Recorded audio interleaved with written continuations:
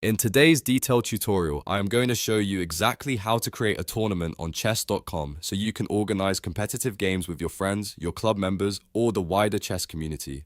Organizing a tournament is one of the best ways to improve your skills and engage with other players, but the settings can sometimes feel a bit overwhelming if you are seeing them for the first time. In this 2026 updated guide, we are going to walk through every single menu and option to ensure your event runs smoothly. If you find this video helpful for your chess journey, please make sure to hit that like button and subscribe to the channel for more chess tips and platform tutorials. Alright, let's get started with the process. First, you need to make sure you are logged into your chess.com account on a desktop browser, as the full tournament creation suite is best managed there.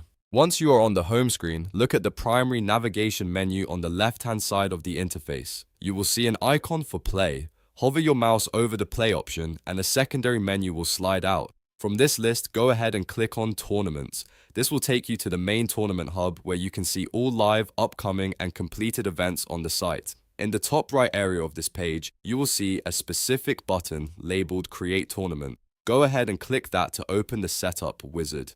Now we are in the branding and configuration stage. The first thing you need to do is give your event a clear and professional identity by entering your tournament name. Choose something descriptive so players know exactly what they are joining. After naming it, you will need to select the maximum number of players allowed to join. This is crucial for managing the size and duration of the event. Beyond just the player count, take a moment to configure the other relevant settings found in this window. You can choose the game variant, the time control like Blitz, Rapid, or Bullet, and even set rating requirements if you want to keep the competition at a specific skill level. You can also specify the start time and date to ensure everyone knows when to show up. Double check all these details one last time, because once the tournament is live, some of these core settings cannot be changed. Once you are satisfied with your configuration, look for the green Create button at the bottom of the form and click it. Your tournament is now officially scheduled and will appear in the upcoming tournaments list for players to join. It really is that simple to get a competitive event off the ground. Don't forget to share the link with your friends or post it in your club's newsfeed to boost participation.